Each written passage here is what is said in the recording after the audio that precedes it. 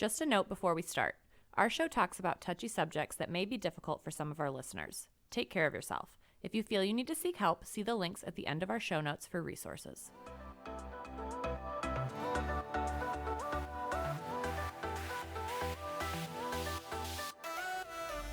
Hey y'all, and welcome to Touchy Subjects Podcast, the podcast that aims to break the silence that tends to come with conversations around domestic and sexual violence.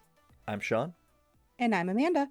And today we're going to be discussing romantic relationships after sexual assault with our special guest, Kayla Crane. So thank you for joining us today, Kayla. Hey, thanks for having me. This is going to be a great episode. We really enjoyed talking to you prior to the recording, and I think this is going to be something that a lot of our listeners are going to find helpful. But before we jump into the discussion today, Kayla, would you like to quickly introduce yourself? I'm a licensed marriage and family therapist. I'm based out of Denver, Colorado, and I specialize in both relationships and in trauma. And often combine the two. Awesome. Well, it's great to have somebody with your level of expertise, especially in this realm, here to talk, because while Amanda and I do prevention work for most of our job, working with victims isn't something that we necessarily have the most experience with. So really kind of just jumping into the discussion today then, how can sexual assault impact somebody's romantic relationships? Yeah, in a lot of ways, right? Sexual assault can really change you as a person, that trauma. It really, after coming out of that, a lot of people just don't feel the same. And so they have to kind of learn a whole new way to operate, way to live. And so also showing their partners that whether their partner was present with them throughout, like the assault happened in the midst of their relationship, or afterwards. But I think, number one, there's a lot of insecurity and just difficulty trusting. You can have difficulty trusting your partner. You can have difficulty trusting what's safe, what's reality. All of that stuff kind of gets messed with when you experience a sexual assault. Also, of course, with any kind of trauma, there's trauma symptoms, and that can be, flashbacks, nightmares, panic attacks. There's just countless different ways that trauma can show up. And sometimes you can identify the trigger. Sometimes it can be very black and white, walking past the street that the assault happened, right? That would be not a very surprising one. But then sometimes you really have no idea and it comes out of nowhere. And it's difficult for your partner, but it's also difficult for you, the person who experienced the assault, because it kind of you can kind of feel out of control when you get triggered. So speaking of those triggers and stuff too, I think that's going to be one of the main takeaways that I think we want to get people to take from this is when someone who has been sexually assaulted experiences those triggers, they themselves, like you said, might have like some little some shame or something that comes along with experiencing that trigger because they're not quite sure why that happened. It just kind of happened. And on that flip side, the person who is with a survivor, when that trigger does happen, well, they might start to take some things onto themselves and say, well, did I do something that led to them have this reaction? And they might put some of that blame on themselves then, instead of being able to communicate as effectively with their partner about it. Yeah, definitely. That can happen. And, you can sometimes maybe they can also get defensive, feeling like it is kind of like it is almost an attack on them and what they've done. And the other tricky part is knowing how to respond to your partner when, for instance, if they're in a flashback, every single person needs something different in that. And sometimes what a victim needs during one flashback, maybe they need their partner to hold their hand and maybe they'll ask for that. But then maybe the next time it happens, it just doesn't feel right and they need space. and when they're in a flashback, it's very hard to verbalize that. And so that can be very challenging because their partner can feel a little bit helpless, or that maybe they feel like they're making things worse if they're not doing the right thing. um, that's really important to when I work with clients. We try to identify that as much as possible beforehand when they're in a regulated state. For the majority of the time, what feels best for you. And like I said, that can always change. But the more that you can kind of identify what's helpful, the better. You're giving your partner more to work with, more opportunities to help, because like I said, they can really sometimes feel so helpless. um Another huge impact is, I mean, obviously difficulty with intimacy, particularly sexual intimacy, right? So it's just so hard for so many people to be able to get into that headspace again. And in a healthy relationship, you want to feel really safe to have sex, and so somebody who's been sexually assaulted, they're kind of stripped of that ability to feel safe before they've kind of worked through it. And so that can be a huge strain on a relationship, um, both for the partner who is feeling that lack of connection, because sex brings it provides a lot of connection for many people, but also again the shame, or the guilt that the victim feels in not being able to connect with their partner in that same way. And I think sometimes it gets a little bit lost that it can look like, well, they just don't want to have sex with me just because it's like bad memories or whatever, but it's so much more than that. And oftentimes they do want to be able to connect in that way, but it's just they're not there. It takes a lot of work to be able to feel safe. I mean, you're essentially asking somebody to put themselves back in, in a trigger. You know what I mean? Like, you're asking them to go right back into the most horrible thing that's ever happened to them. So there's such a negative association with sex, and that, And not just to go back into it, but to enjoy it. yeah, exactly, right. Yeah. And I had a client recently say, struggling with this exact thing, and she said, I don't want to just do it to make you happy, because then I'm going to resent you, right? And I'm going to look at you, even though it's my choice, as somebody who, you know didn't give me the choice. And so it's so, it's just so like tangled up. It's so confusing for both parties involved. And it just takes a lot of work and patience and, understanding. Yeah, and I And have. with that, I just want to go back to something you said like right out of the beginning of this, and I think it's really important to address this. When you said that that trauma, that sexual assault changes somebody, I think we really need to give that like some time here, because so many people who are meaning well will say, "Don't let this change you. You're still the same person you were."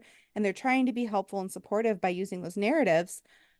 But there is no way that you can be the same person after this has happened. You have this whole new experience. We're never the same people after new experiences. So to say that everything can just go back to how it was because I want it to is doing a disservice to your healing journey, right?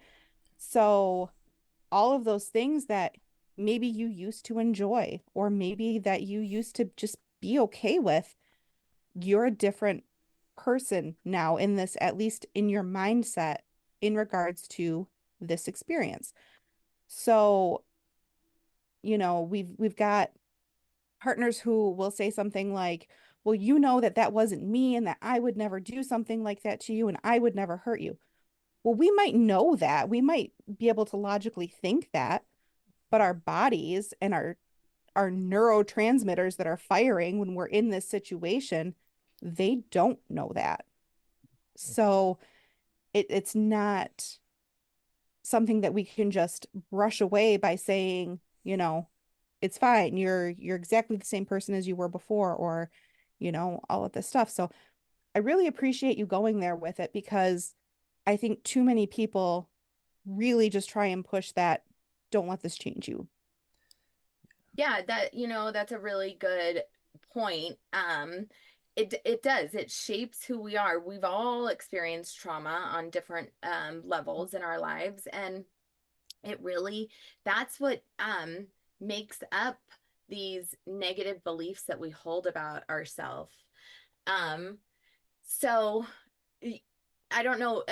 There's a famous doctor named Gabor Mate. I don't know if you guys have ever heard of him, but he's got a lot to say on trauma. And one of my favorite things he says is trauma's not what happens to you, but it's what happens inside of you as a result of that. So the trauma isn't actual that the assault in itself, it's what that assault, the belief that it instilled inside of you. And people will have different beliefs from that. Some people, a big one that people would often have would be, I'm not safe, right? And so that's then that becomes ingrained in you. That's part of you as a person. You just don't inherently feel safe walking around the world. You can do work on that, and you can teach yourself that, this is not I am safe the majority of the time. The world is not a completely dangerous place like it seems to be, and you can do that work, but that belief really lives inside of you after that. I And yeah. what kind of what you mentioned is when you're triggered, you're not thinking, you're not regulated. Your brain is like in protective mode. And so you're not responding to a situation that's in front of you. You're responding to something else. So when you're triggered, you're responding to the trauma that that trigger is attached to. And so I really hate the word overreact, because what's happening when people think you're overreacting, you're often just responding to a situation that's not right in front of you. And so I think that's important to keep in mind. um this is your brain goes offline, right? You're not regulated, you're not able to think clearly. You're not able to say, this is my partner, he's a safe person, he's not going to hurt me. Like your brain is just going into protective mode. What do I do to protect myself? How do I keep myself safe?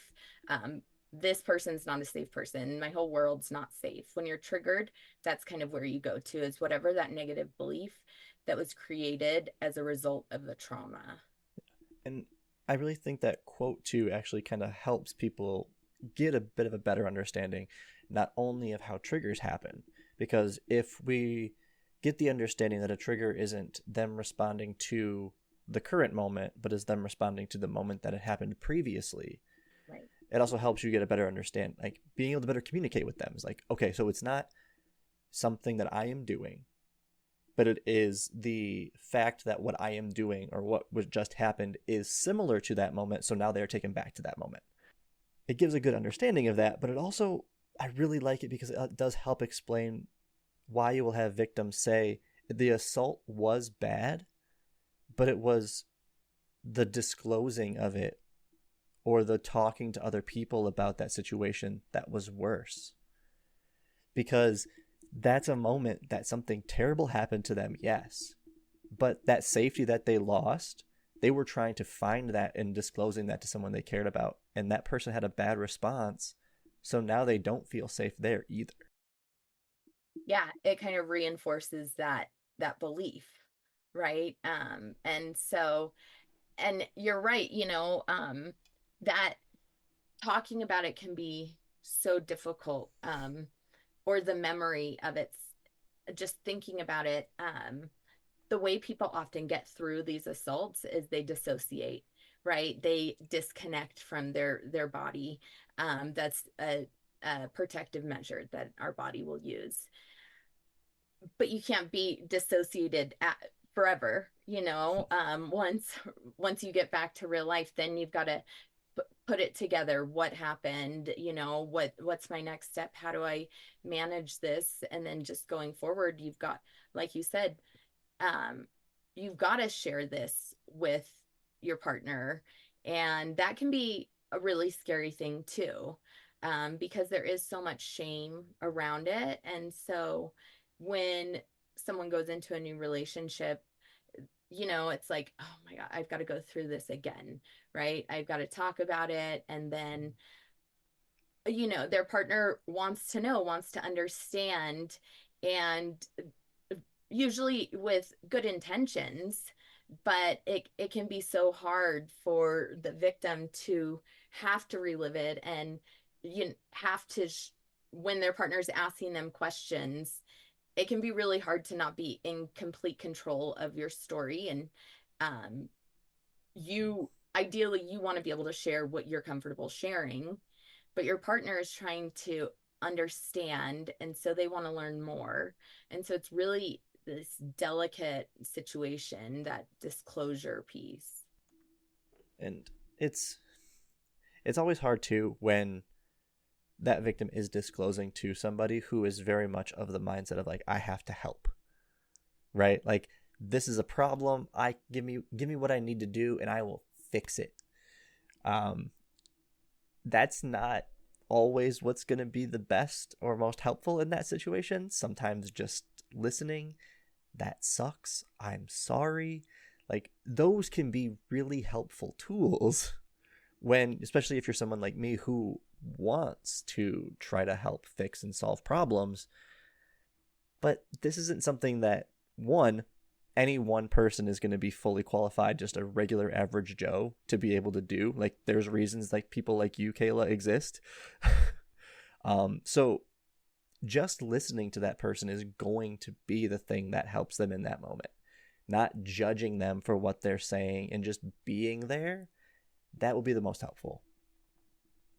Yeah, you're right. And it's a stereotype, but it's accurate, is men have more of a tendency to want to fix, which is a good quality, but it's not always what people need, especially in this circumstance, because there is no fixing it, right?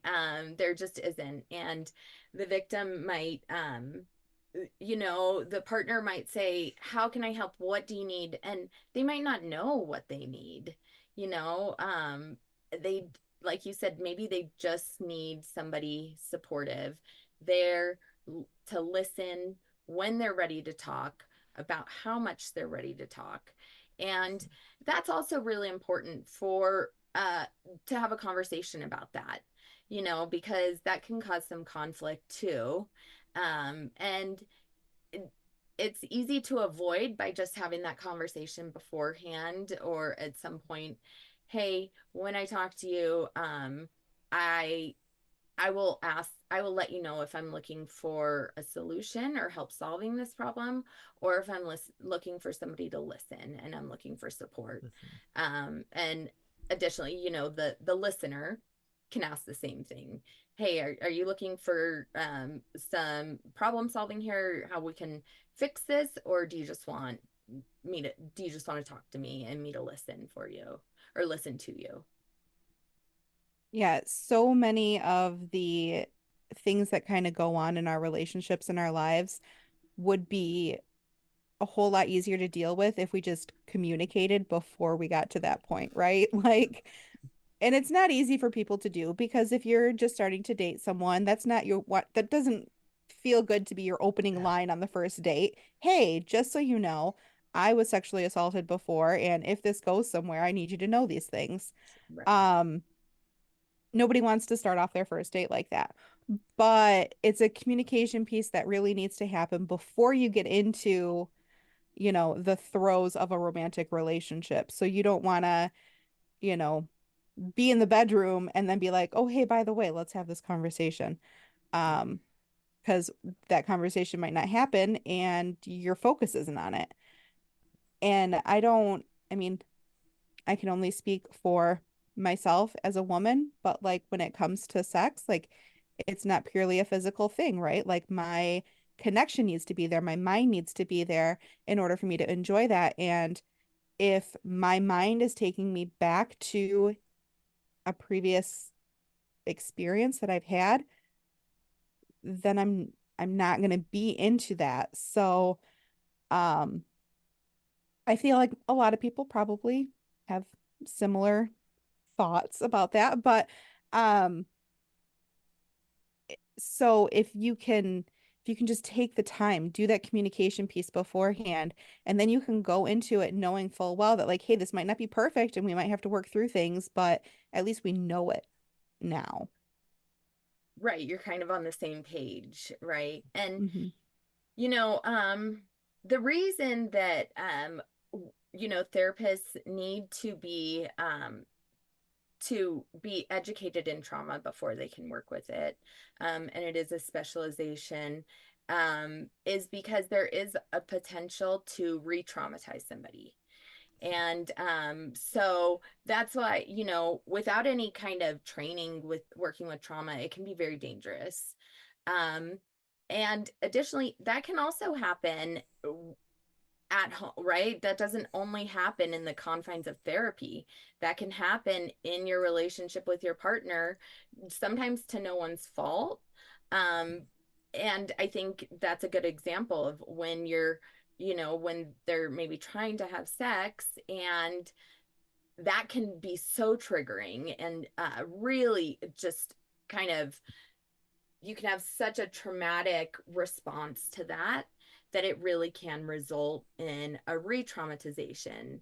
And then your partner's the bad guy, right? The bad scary person, um just because they were there, they were the one during that re-traumatization, right? Maybe it wasn't their fault or anything, but they're the association. That's what you associate them with. Then that's a whole another layer of things that you've got to work on. So let's say, from the perspective then of, let's say I was in a relationship with somebody who had experienced sexual assault and I want to avoid triggering them. What would you recommend? Yeah, well, first of all, having an open conversation about the known triggers. That's the first piece, right? Additionally, ideally being able to have the conversation about what happened, because that'll give you some more clues to what might be triggering. Um, and then just, I think, kind of being patient, and just, unfortunately, a lot of times with triggers, you don't know until you know, you know, because there's two different kinds of memories. There's explicit memories. I remembered this happened, right? I remember getting dressed for work today. Then there's implicit memories, and those live inside you, but you don't necessarily consciously remember them. And that's going to sometimes prompt a trigger that seemingly doesn't make sense. Like, why did I get triggered when I saw a cat? Well, who knows? Maybe in the middle of the assault, a cat walked by. Right? And so it's so hard to know until it happens.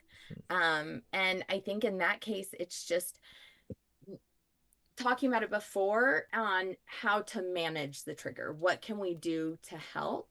Because if when you don't know what's going to happen, and you can't always prevent the trigger, but you can respond in the best way that both of you have agreed upon. It doesn't always work out as perfectly as that, but that's going to set you up for success the most. I think having that conversation, if and when I do get triggered, I think I'm going to want some space, or I think I'm going to want you to just sit next to me, or, whatever it is. So I think that's important, to just be prepared that it might happen without any kind of warning, and it might catch both of you off guard. So you had mentioned earlier that there is some work that people can do to kind of start to recognize their triggers and try and maybe like lessen their impact a little bit. Did you want to talk about what those kinds of things might be? Yeah, so like I said, I do work with trauma. The type of trauma work that I most often do is called EMDR. That stands for eye movement desensitization reprocessing, which is kind of a mouthful. Um, but our first step is, so we use eye movements similar to the ones that you might experience in REM sleep, and that we can actually use those to help process the trauma.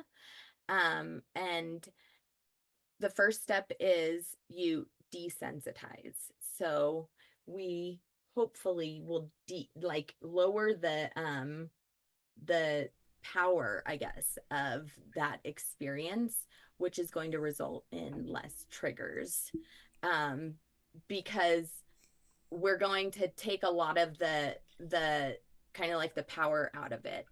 And when it's done successfully, a traumatic memory can turn into a bad memory. And so that means you're not triggered by it. And it doesn't erase that it happens. You can think about it and say, wow, that was really horrible that happened. But it doesn't have this, physical or emotional response like it would have had in the past. So we first do the desensitization, and then the next step is the reprocessing. So, like I said, when you experience a trauma, it creates a negative belief inside of you. And so, through the EMDR, we can shift that negative belief into something else. So, we can lessen that belief of not being safe and maybe replace it with I am safe most of the time, or I am safe a lot of the time, or, my partner is not an unsafe person. So we can replace it with a more realistic belief. We're not going to be able to switch it to, I feel safe 100% of the time, because that's not realistic, right? That's not how the world works. But we can replace it with a healthier, more realistic belief. And so that can, EMDR can be so helpful. And, talk therapy also, people with a trained trauma therapist, definitely always doing your work with a trained trauma therapist. Um, but I would say EMDR is one of the more preferred ways of dealing with it, because you don't have to talk about it too much, which is definitely preferred to talk therapy, where you really have to kind of pick it apart and go through it. So EMDR, you just kind of take pieces of it and process it that way. So a lot of people prefer it because of that. And it's usually a little bit quicker than traditional talk therapy. Well, and one of the my brain sometimes works in weird ways. Thinking of it from the perspective of like any kind of behavior change, right? Like if I want to work out more, I want to eat healthier, I want to stop looking at my phone and being on my phone for however long. Like there's always like that behavior change process. But part of that is setting realistic expectations and goals for yourself, right? Like if I want to go back to the gym, I'm not going to go from doing nothing, be like, I'm going 5 times a week now. Like that's setting yourself up for failure. And listening to how EMDR is described, it sounds like it's that realistic goal expectation. Well, we're not going to make someone feel safe 100% of the time. Even somebody who has not experienced a sexual assault is never going to feel safe 100% of the time. So that ends up creating the unrealistic goal. So then the next time you feel unsafe, you're like, well, I failed. So it's looking at how do we put this in more of a realistic reframing for you, so that way you're not getting that constant of, well, I failed, so I'm always going to feel unsafe. And you hit down that spiral, which is something I'm familiar with from depression, which is why it's like when people have all these different therapy devices that they use, it's really fun to see how they can overlap. Mm-hmm. And, also it's important to be aware that we're not safe 100% of the time. That keeps us safe, right?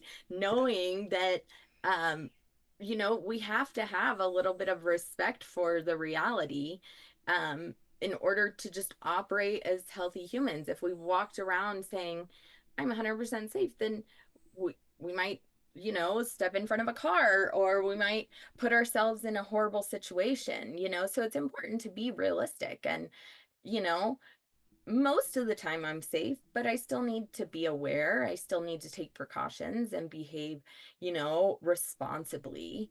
Um, so there's so many reasons that you just have to be realistic about that. Just like you said, even somebody who hasn't experienced an assault, that's how we go about life, right? So with that recognition, then, um, how is it when when someone is going through therapy, working on these things, and is now more comfortable talking about it? How can we work on building that safety then in the relationship to where not only does the victim feel comfortable sharing what their triggers are and communicating those, but to where someone who is the partner feels like they can get that better understanding and talk to them about how they would like them to respond. So we've kind of like talked in and out of it. So just to solidify that there for us. Yeah. I think it's just the same thing that, when somebody is assaulted, they are stripped of all their power in that instance, right? And so it's really important for them to feel safe, to feel like they have a little bit of power, and they do have some control over their life, their choices, because that was all taken from them. And so I think that that's where it goes back to just kind of being open to taking your partner's lead, being patient with them. It's going to happen how it happens. And, maybe you're feeling a little anxious and impatient, but your partner likely is too, and there's nothing, you can't just magically speed it up like, hey, let's figure this out. That's just not how it works.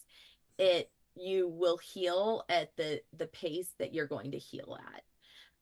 And nothing anyone says or tells you is going to change that, right? The work that you're going to do is going to change that, but your partner pressuring you, and that's not going to help, and it's going to push the victim away, because again, they're going to go back to that feeling like, okay, I'm feeling powerless here. I'm not feeling like I have any kind of control or autonomy. And that's so that's also something their partner can give them, right? They can say, I want you to feel like safe, like you do have a say in what happens, like you do have control over this part of that story, right? Because the part of that story you didn't have any control over, and this part, your partner can say, I want to help you out here. I want to be able to give you this and support you through this. And so I think that can be really helpful. Just being patient, getting curious, but not pushy, right? I want to learn more, and I'm open to hearing whenever you need to talk. Um, and that can be when you're ready. Um, and also that can be a discussion too, because the partner of the victim, maybe there can be a little bit of a discussion, when is a good time. So if the victim gets, if they're struggling or something, and they just, hey, I want to talk about it right now, there also needs to be a little bit of understanding that, you might need to ask your partner to set aside some time in the day. They might not be completely available at any time to be that supportive person that you're looking for. So in that case, it's, I really want to hear this. I want to be supportive for you. Can we talk about it tonight after work? right? And so I think there needs to be understanding both ways, that this is hard stuff to talk about, and it's hard for both parties. Well, and that's a good lesson too, just on boundaries to begin with, right? Where it's like, yes, I want to be fully supportive of my wife, but if my wife, while I am at work, is like, hey, I need you home right now to do something, like, well, I would love to be there. I would love to help you do this thing, but I don't know if I can get away from work. And vice versa. Like, if my wife is at work, I can't be like, hey, can you come home? Like, that's not feasible for everyone. So learning how to set those boundaries with your partner, being able to communicate those boundaries effectively, and then being able to kind of follow through with them. Not only is that going to make the relationship obviously better because you're communicating in a healthy manner, but that can also be reassuring to a victim where they are being given that power back to, they can build their boundaries and knowing that their partner is going to follow them. Yeah. And, that's another good conversation to have, is when I'm not available for what you need in that moment, is there anything I can say that will be helpful? And maybe that's, I love you, you're safe, right? And, you come up with this together. But sometimes there's just some reassuring words that you can provide your partner. Um, I love you, you're safe, and I want to hear about this. I'm here to support you. And can we speak about this when I get home from work? Or whatever works, but that's also a really good conversation to have to determine what would be helpful when you can't give them exactly what they're asking for in that moment. Right. Just letting them know that, like, I want to be able to give you my full attention during this. I Yeah. want to be as present as possible. And right now, that's not possible for me. Mhm. And I think this goes beyond just our romantic relationships, too. So many times people, disclose to friends or family or things like that. And like, they're like, I just need to talk about these things that are going on in my head right now. But not everybody else is always in that right headspace to be able to hear those things. So, before you jump down that rabbit hole of I'm going to trauma dump all of this stuff, um, let's make sure that whoever it is that we're talking to is willing to kind of engage in that conversation with you. Yeah, and that's where it can be really helpful to figure out what's going to help in that moment, because otherwise it can really leave that person feel a little rejected, or even more shame around their story, right? Like, oh, I shouldn't have said this, oh my gosh, I did something wrong. um and having that kind of communication, like, this is important to me and I want to hear it, and I'm not available at this moment, but I will be available after work or whenever it is. So I think that's a really good point. You've got to, um, not everyone's ready, it's hard to talk about, it's hard to listen to, and that's not saying that necessarily people aren't willing to do it, but we have to be respectful of people's, abilities to listen in the moment, or their tolerance level at that moment. Maybe if it's, you're about to go to sleep and your partner's exhausted, and that might not be the best time, right? They might not be able to support you in the way that you need to be supported. And so just kind of having that understanding that it's it's not a rejection necessarily. Um, but like I said, you can have that understanding and that reminder by determining what are helpful things I can say in that moment. So let's say somebody does want to have this discussion, right? They want to tell their partner about their experience. They want to tell their partner about some of their triggers so that they can understand it. But they're afraid to because of the shame that comes along with some of that, or that the shame they might feel from some of those things. So how can we help victims then kind of overcome that shame?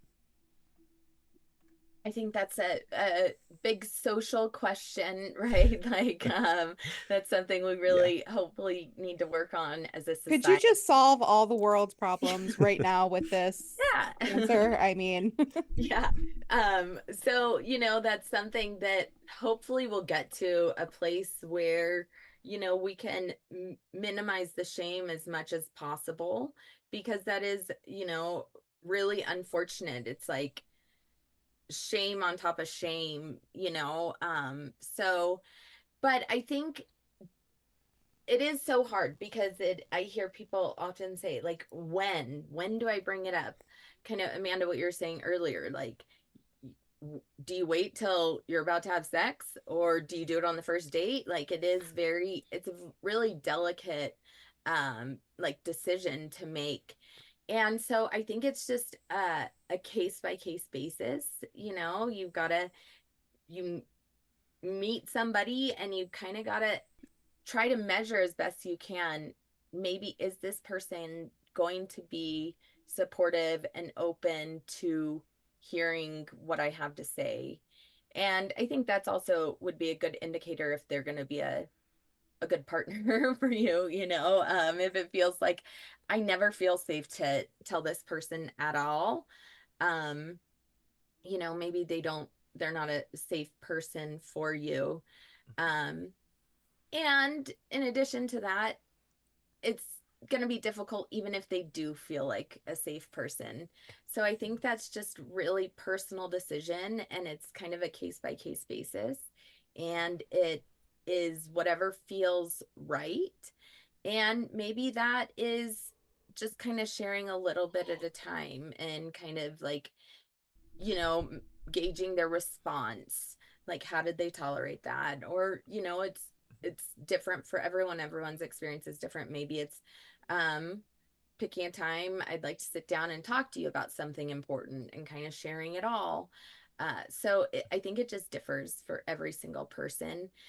And it also differs on according to where you are on your healing journey. If this trauma has been processed, if you're feeling, like there aren't many triggers, and you achieved that like desensitization process, you're going to have an easier time of talking about it, Yeah. right? Versus if it's so fresh and you have done no processing, and you're still trying to figure out what your triggers are and what happens, and Mhm. what are the all the stuff, then that can be really hard meeting somebody new, because it's kind of like, I don't really know, but this is kind of the, what's going on, but I don't know the implications necessarily of it. I don't know what's going to trigger me. I don't know um, all the symptoms I'm going to have. And hopefully, that, if that's the case, your partner is somebody who is open to helping you figure that out, and wanting to learn aside you, um, so they can support you as best as possible. Um, and I would say, additionally, if you're the partner in this situation, asking them, how can I best support you through this?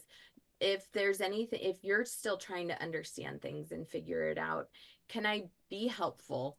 Kind of what we were saying earlier. Do you want my help in trying to sort these things out? Um, is it helpful for me just to listen? If I see it seems like you're upset, do you want me to ask, are you triggered right now? Do you want me not to ask that?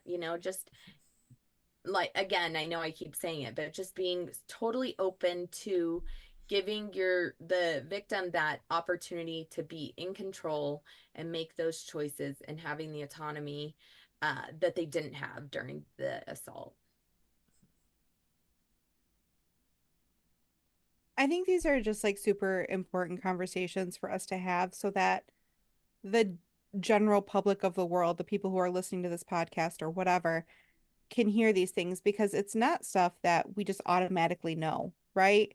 There's somewhere along the line we have to learn that this is how we should this is how we should be acting with somebody who has experienced trauma. These are the kinds of questions that we should be asking.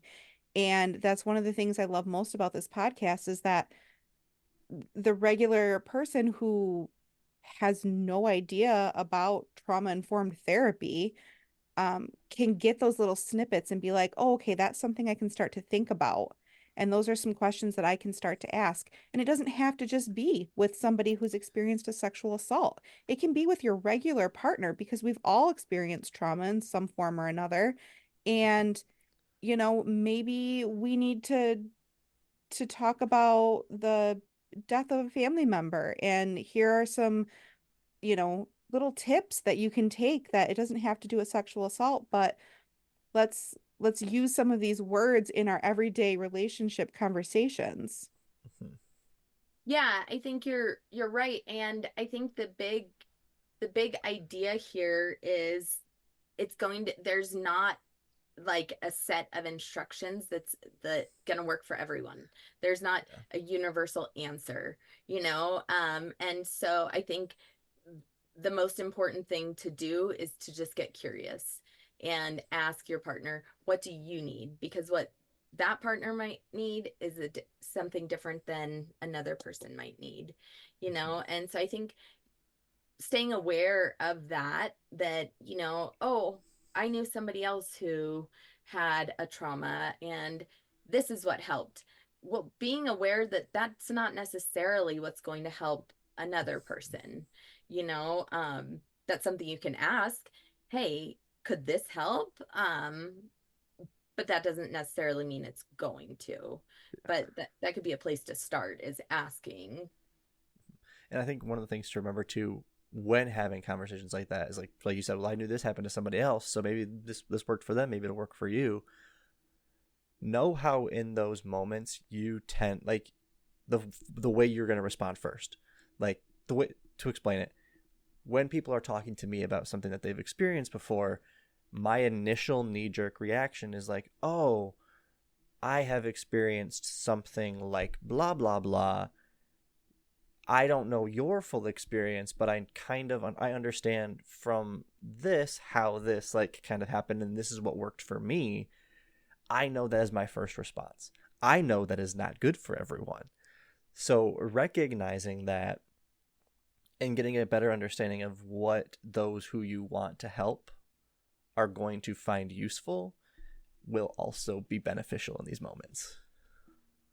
Yeah, and that's what you're trying to do in that moment is empathize, right? You're trying to say, I I can understand what it's like to experience this.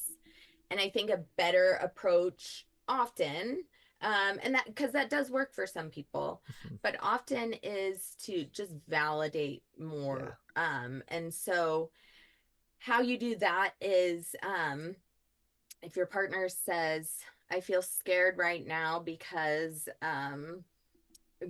for whatever reason, if I go back to that example, because a cat walked by, um, maybe you can't relate to feeling scared because a cat walked by, but you can relate to feeling scared for whatever reason, right? And so that's where you go, okay, I hear you're feeling scared. I imagine that maybe that means that you're feeling, and you just relate what it feels like for you to feel scared.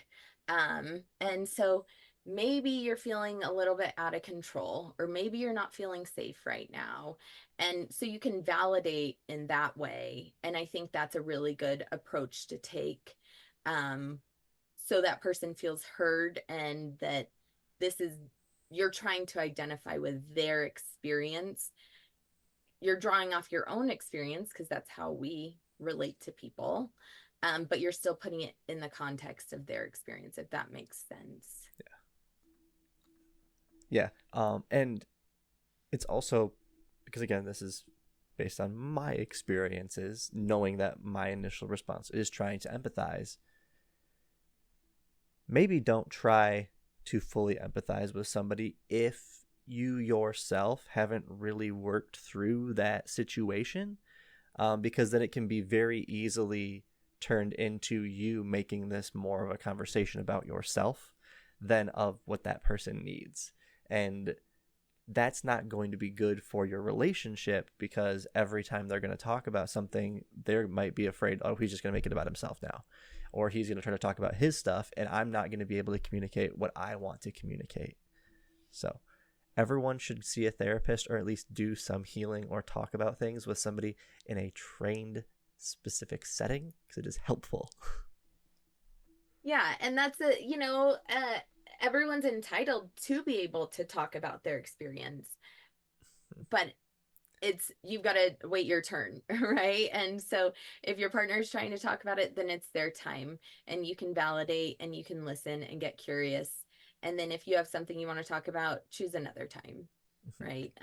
You bring it up at a different time. Don't kind of take over, because then, like you said, your partner will feel that, well, it's hard to talk to this person, or why should I even talk to them? Because it's not, when I'm struggling, then it turns into me having to be the caretaker, right? Me having to take care of them when I'm looking for support. And like I said, it's fair for everyone to be able to ask for that support, but you got to do it at different times. That's why it's great to just always have a therapist in your back pocket. Like, maybe you don't see them every week or anything like that, but someone that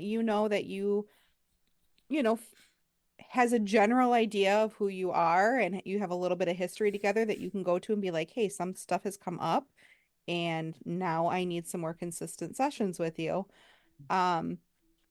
Also, if you are in a relationship with someone who has been sexually assaulted during your relationship, I think that you should also have your own therapy time outside of couples therapy time, because there's going to be things that you want to talk about. There's going to be things you want to discuss that you might not want to do in front of your partner, because you don't want to try and put your feelings on them. Like, because this happened to you, now I'm feeling this way. So, always kind of keep that in mind too when we're talking about the difference between like what you're going to talk about at couples therapy and what you're going to talk about in your own therapy. I think that's, great advice. And I might suggest that also be a trauma-informed therapist, Yes. right? Because then they can also help them, teach them how to best support their partner who's just experienced this. And it can be very traumatic if your partner does go through this, right? That can create some negative beliefs inside you as well. And so, and like you said, that's not always helpful to have that conversation between the two of you. But it's important, I think, for both parties to be able to get their own support, and then of course the couple's support in addition to that. So thank you for joining us today, Kayla. Amanda and I have really enjoyed this conversation, and I know this will be helpful for some of our listeners. But before we let you go, is there any final note you want to put out to our audience? Yeah, I think it's just what I keep saying is just having patience and getting curious, I think, are the two big tools when it comes to trying to support somebody who has had this experience.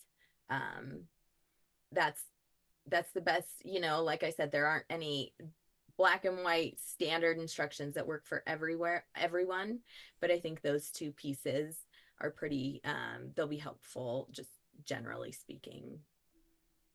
Yeah. And not even in just relation to talking about trauma or experiencing trauma, just in everyday life. Those are really great things to have too. So thank you again, Kayla. And nope, don't need to do that yet. Before we wrap up, Kayla, do you have any socials that you want to push out to our audience? Yeah, you can find me on Facebook and on Instagram at just South Denver Therapy. And you can find my website, just southdenvertherapy.com. Awesome. And links to all of those will be in the show notes as well for listeners if you want to connect with Kayla in any way. But again, thank you, Kayla. And thank you all for listening today. Please follow us on Facebook, Instagram, and Threads at TouchySubsPod to keep up to date when we have new episodes and other content coming out. Please email us any questions, comments, or concerns to touchysubjectspodcast@gmail.com. And please rate and follow us on your favorite podcast listening app. It does help the show out. And in the meantime, don't be afraid to challenge, ask, and discuss when it comes to touchy subjects.